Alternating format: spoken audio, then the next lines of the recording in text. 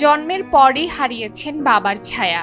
মা মাজেদা বেগমের হাত ধরে আলী রমজানের চলছিল অভাবের সাথে লড়াই। স্বপ্ন ছিল পড়াশোনা করে মায়ের দুঃখ ঘোচানোর, কিন্তু ১৯ বছর বয়সী সেই তরুণের জীবন আজও বিষাদে ঘেরা।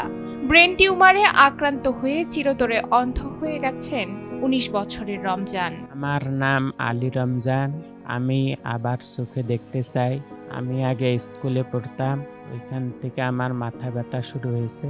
আমি চোখে দেখতে পারি না এখন। আমি আবার চোখে দেখতে চাই। আমাকে সবাই সাহায্য করবেন। পঞ্চম শ্রেণীতে পড়ার সময় হঠাৎ একদিন শুরু হয় প্রচন্ড মাথা ব্যথা, কিন্তু এই ব্যথা যে জীবনের মোড় ঘুরিয়ে দেবে তা কে জানতো। চিকিৎসকরা জানান, রমজানের মাথায় বাসা বেঁধেছে মরণবেধি ব্রেন টিউমার। দারিদ্র্যের কষাঘাতে নিয়মিত চিকিৎসা জোটেনি, ফলে ধীরে ধীরে ঝাপসা হয়ে আসে পৃথিবী। এক সময় পুরোপুরি অন্ধ হয়ে যান তিনি। আমার ছেলে ছোট থাকতে ওর বাবা মারা গেছে। তখন থেকে আমি কষ্ট করে মানুষ করেছি এবং স্কুলে ভর্তি করে দিছি, প্রাইমারি স্কুলে। তখন ওই স্কুলে যাওয়া আসা করতে করতে মানে ওর মাথা ব্যথা শুরু হয়েছে, বমি শুরু হয়েছে। করতে করতে এপিকে ডাক্তারক দেখো, ওপেকে ডাক্তারক দেখাই, কিছু ধরা পড়ে না। তারপরে রংপুর নিয়ে যা পরীক্ষা নিরীক্ষা করে দেখা যায় মাথা ব্রেন টিউমার হয়েছে। তারপর ব্রেন টিউমার সঙ্গে অপারেশন করছি। অপারেশন করার পরে চোখের আলো আমার ছেলে দেখতে পারে না।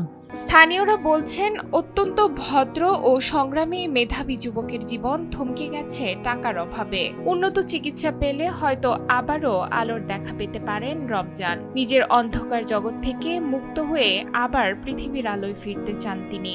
পয়সা করি পাইলাম, হয়তো আমি 6টা চিকিৎসা দিলে বোধহয় সে চোখে দেখতে পাইতো, কিন্তু অভাবের কারণে তো দিতে পারি না চিকিৎসা আমি।